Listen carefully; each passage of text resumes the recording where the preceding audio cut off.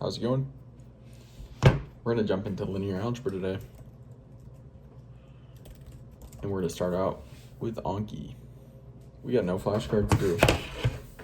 Hope I didn't just damage my laptop. How fast I slammed that. Oh, we're going to find out because we need this. So what we're going to do today is we're going to grade my work from yesterday. And then we're going to continue doing practice problems. So I'll be back once I've graded my work from yesterday. All right, guys. Lots to talk about here after grading. I solved it to reduce row echelon form, but I didn't technically say x1 equals 3, x2 equals 1, x3 equals 2. I just kind of said the final answer was reduced row echelon form, which is technically correct. But in the future, I'm going to want to, when I solve a linear system of linear equations, I'm going to want to pull it out and say the actual variable, what it's equal to. As far as the matrix equation one, that was good. Then this one,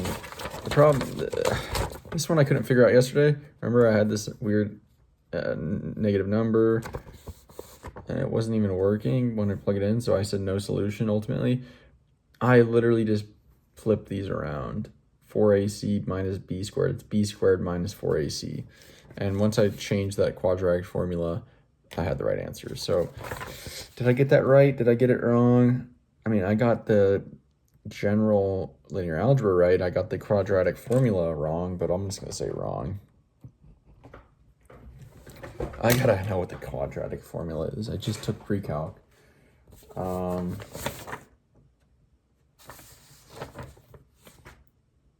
But as far as everything else goes, all good. So what I'm going to do is continue doing practice problems today, and then I'll be back to recall at the end of the day. We should be getting very close to finishing the practice problems and moving on to the next section. So I'll be back in a bit. All right. What did we get done today? 19. What was this problem about? This was a linear, basically multiply AB, but have the answer be in column row expansion. This was actually really simple and quick for this time. Remembering that column from A and rows from B, 1 to 1. I think that's correct. The next one was about restating this general solution, these set of parametric equations, as a set of linear combinations with only a linear combination of column vectors with only numerical numbers in the column vectors. So there it is. We factor out the variables out of the column vectors. Cool.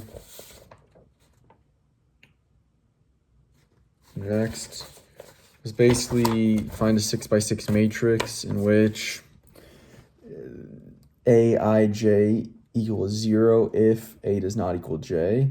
So basically everything besides the main diagonal is a 0, and then using letters as the entries. And then this last one was basically, so 0, I think 0 is a notation of a matrix that's a 2x2 matrix with only zeros at the entries, and it basically is asking, is there a 2x2 matrix in which you can multiply itself together and the result be all zeros, but the first matrix itself not be 0? And yes, we found this general form of negative A, A.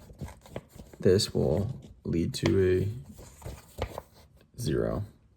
I went back and forth on it. Yes, no, and then yes, ultimately finding this one.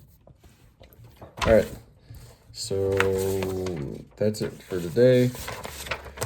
As far as where we're at 30A. So I would say, here we go. Let's just give a random or a general estimate of how many more questions we have until we move on to 1.4. 1,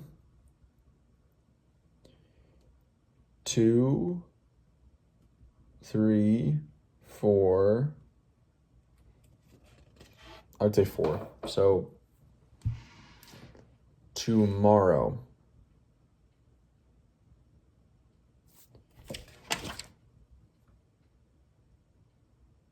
Tomorrow we should be finishing up 1.3 and starting 1.4 if everything goes right.